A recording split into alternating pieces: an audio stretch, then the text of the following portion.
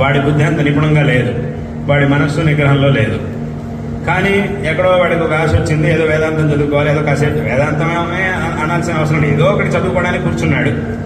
బాగా చదువుకోవాలి, వేళ పరీక్షలు వచ్చేస్తున్నాయి, బాగా చక్కగా చదువుకోవాలని పుస్తకం పట్టుకొని కూర్చున్నాడు, చదవడం మొదలెట్టాడు. కాసేపు అయ్యాక ఏమైంది, పక్కన ఎవరో మాట్లాడుకోవడం మొదలెట్టారు, ఎవరో అక్కడికి వచ్చారు, వాళ్ళు మాట్లాడుకోవడం మొదలెట్టారు. అప్పుడు ఏమవుతుంది, వెంటనే చెవులు అక్కడికి వెళ్ళిపోతాయి. ఈ చెవి అనేది అక్కడికి వెళ్ళిపోతుంది, వీడికి తెలియకుండానే అక్కడికి వెళ్ళిపోతుంది. వాళ్ళు ఏం మాట్లాడుకుంటున్నారు, ఎవరు వచ్చారు ఇక్కడ, ఎవరు ఏం మాట్లాడుకుంటున్నారు, వాళ్ళు మాట్లాడుకునేది దానికి నాకు సంబంధం లేదు, నాకు అవసరం లేదు అని నిర్ణయించగలిగే నైపుణ్యం వీడి బుద్ధికి రాలేదు. అదే వీడు బాగా చక్కగా తయారైన తర్వాత వాళ్ళే మాట్లాడుకుంటే నాకేం సంబంధం, నా పని నాకు ముఖ్యమని ఆ నైపుణ్యం వచ్చాకైతే అది ఇది ఉండదు.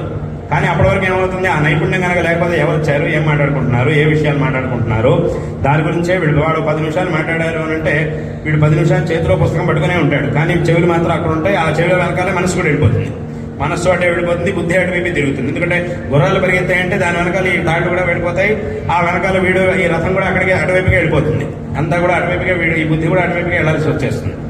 కాబట్టి ఇక్కడ కూడా ఏముందంటే వాళ్ళు ఏదో మాట్లాడుకుంటున్నారంటే అటువైపు వెళ్ళిపోతుంది. చివరికి వాళ్ళంతా మాట్లాడుకొని అక్కడి నుంచి వెళ్ళిపోయారా, వెళ్ళిపోయిన తర్వాత మళ్ళీ వీడు గుర్తు, అసలు నేను ఎందుకు కూర్చున్నాను, నేను చదువుకోవడానికి కూర్చున్నానే, అయ్యో ఈలో 15 నిమిషాలు అయిపోయిందే, మళ్ళీ చదువుకోవాలని మళ్ళీ కూర్చుంటాడు.